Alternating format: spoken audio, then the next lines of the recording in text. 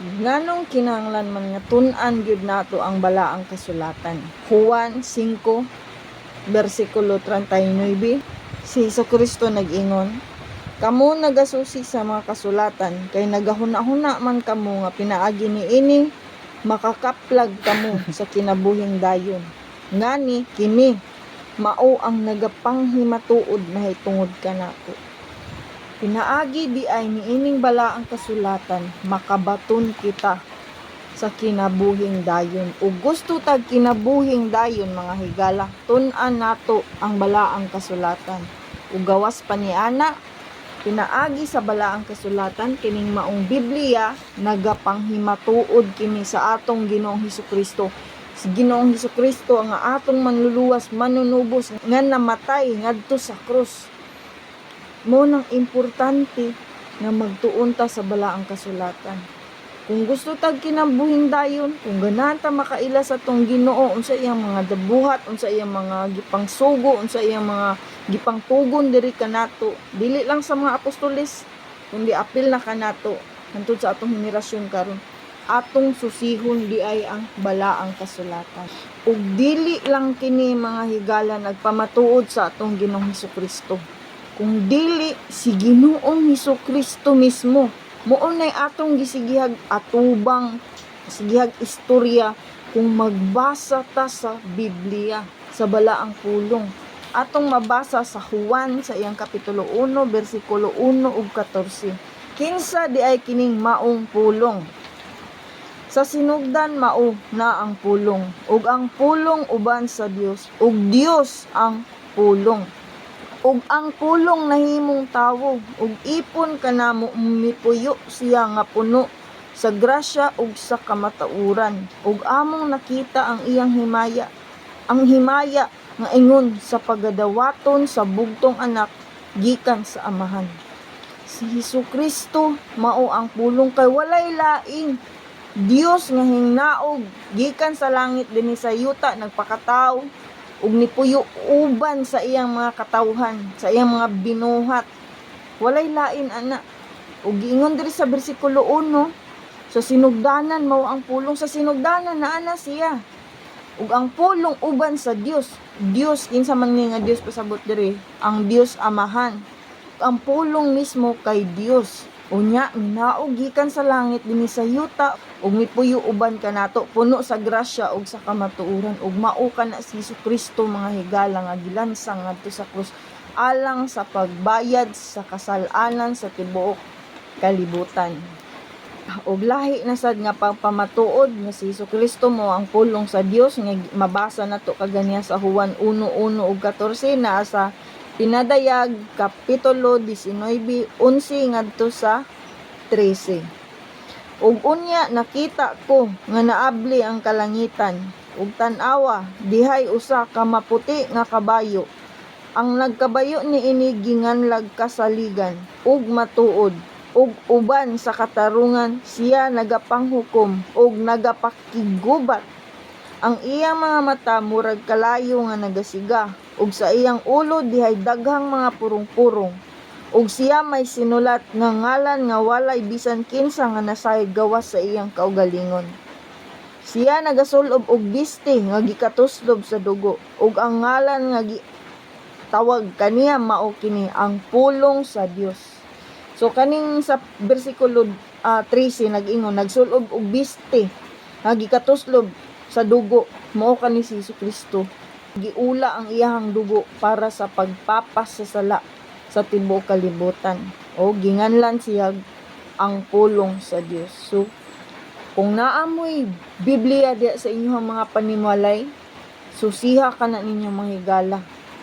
Kung naay Biblia ang sulod sa inyong panimalay, pasabot si Hesukristo naa sulod sa inyong balay. Ang inyo na lang is ang pagtagad kaniya, pagpakabana niya, pagduol, pagbasa, paminaw sa iyang mga pulong. Kay mao ni ang atong communication ngadto sa langit kining balaang kasulatan. Kung ganahan ta makaigstorya sa Ginoo, magampo ta. Ug ganahan tang maminaw sa pulong sa Ginoo, basahon nato ang Biblia. Kung naa ang Biblia sa inyong panimalay, di na nato ibaliwala. Kaysa magibaliwala nato sa Ginoong Hesukristo nga nagsigig, panawag, panuktok sa atong hunahunag kasing-kasing. So akong giawhag ang tanan, tun-in ninyo ang balaang kasulatan. Kay ang balaang kasulatan mao kini ang atong kahayag. Kahayag sa atong mga dalan niining mangit-ngit kaayo na nga kalibutan. Atong basahon sa Salmos 119 verse 105. Para asa di ni ang pulong sa Ginoo nganong kinahanglan kita magbasa? Ang pulong sa Dios atong mabasa, ang imong pulong maoy lamparahan sa akong mga tiil ug kahayag sa akong alagianan. Unsa ang pulong sa Dios, mga kahigalaan? Lamparahan sa atong mga tiil. Dili lang sa tiil ni David ha. Apil sa atong mga tiil ug sa atong mga alagianan. Lamparahan sa atong mga tiil ug kahayag sa atong mga alagianan. Imagine na naa ka sa ngit-ngit kaayo nga lugar, nya wa kay kahayag, di ba mapandol ka? Mao pod nga atong kalibutan karon. Kaya ang atong kalibutan gigamhan na sa panulay. Siya'y prinsipe, punuhay nga ning kalibutan na. Iyahan na ning gi-take over ang ato ang kalibutan nga ang Dios maoy nagbuhat, dili siya, pero iya kaning gidominar no, iyang gigamhan, dili siya gitambog ug naghawd-hawd siya dinis kalibutan. Apan kita naatay kahayag no nga bisan unsa ka ngit-ngit ang atong kalibutan, gihatagan ta og ispat sa atong Ginoo, sa atong Dios Amahan nga mao si Jesucristo. Iyang gihatag diri kanato aron naatay suga, makakita ra sa bato na kita tag mga unsa na naadya sa dalan, kay ngit-ngit kaayo, di ta mga pandol ug mapandol manggaling ta, kay bawat ta unsa ato napangdulan, sa inungdan sa ato napangdulan, nya mubangon ta ug ato tong isalikway tong hinungdan sa atong pagkapandol tungod na atay kahayag nga gidala-dala. So ang kahayag no, kahayag ang pulong sa Dios sa atong mga alagianan, lamparan siya sa atong mga tiil. Importante kay ang kahayag, kay ug walay kahayag, absent gani ang kahayag, ang mupulian na automatic kangit-ngit yun. Mao nang atong tagdon ang Biblia. Dili lang na nato siya palingkod-lingkoron diha no, paabog-abugan or datugan nato sa ubang mga libro. Ato na siyang ipaibabaw sa tanang mga basahon, kay ang Bible, King James Bible, is the book of all books. Dili ni siya para sa uban nga libro lang. Aduna ni siya gahom atong basahon sa Hebreohanon 4:12. Dili na siya basta-basta lang nga libro no. Naa na siya gahom. Makatabang na siya nato sa atong adlaw-adlaw nga pagkinabuhi. Sa atong basahon sa Hebreohanon, yang kapitulo 4 bersikulo 12, kay ang pulong sa Dios buhi ug nagalihok nga gamhanan, labi pang mahait kaysa espada nga duhay sulab ug mudulot ngadto sa gitabuan sa kalag ug espiritu, sa mga lutahan ug sa mga kauyukan, ug mutugkad sa mga hunahuna ug katuyuan sa kasing-kasing. Ang giingon diha mga higala, dili ni siya pareha sa ubang libro ha.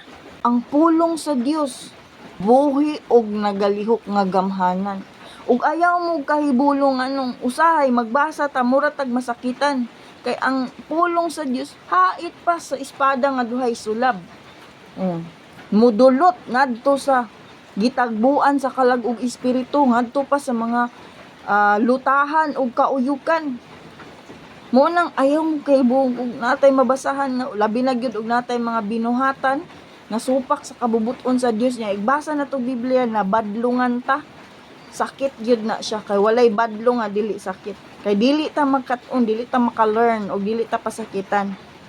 Unya nagasusi na nakatugad sa unsay naa sa tong nahuna ug sa atong kasing-kasing. Mo nang bisag naatay mga sikreto no, mga binuhatan nga kita ray nakabalo, pero kung nakabasa ta sa Bible makahibulong to halangan ng kabalo man ni siya. Mao man niya kung gibuhat bisan pag sikreto na kay balo ang Dios, kay ang tanan sa mata sa Dios, ang tanan nato binatan dayag na siya sa mata sa Dios. Munang dili ta mahibulong sakit ug nagbuhat ta og supak siyang kabubuton, sakit tinod. Igbasa nato sa kabalaang kasulatan, kay ang balaang kasulatan ang iyang kagamitan alang sad sa atong kinabuhi, gawas nga kahayag siya, naa pa siya laing kagamitan mga higala.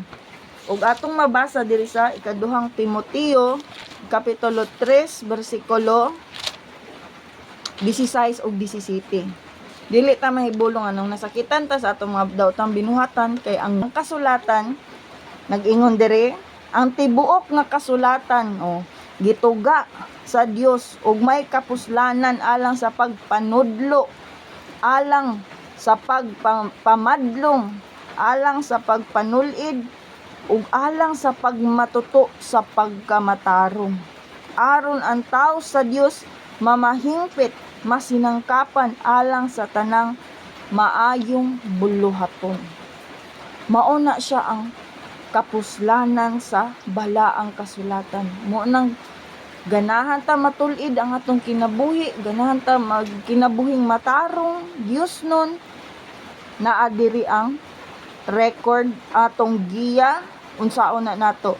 Kaya ang pulong sa Dios gamit siya, may kapuslanan siya alang sa pagpanudlo sa mga pagtulunan may tungod ni Ginoong Jesucristo, sa pagbadlong sa atong mga daotang binuhatan diri pod na nato masusi, o pagpanulid ug sa pagmatuto sa pagkamatarong. Kay aron ang tawog patawhan kung kita tawo ta sa Dios, mamahingpit ta ug masinangkapan alang sa tanang maayong buluhaton. So kung wala ni, dili ta makabaloon sa atong buhaton nga malhimuot ang Ginoo sa tua. Mo nang giawhag na ko ang tanan, susiha ang balaang kasulatan. Daghang salamat.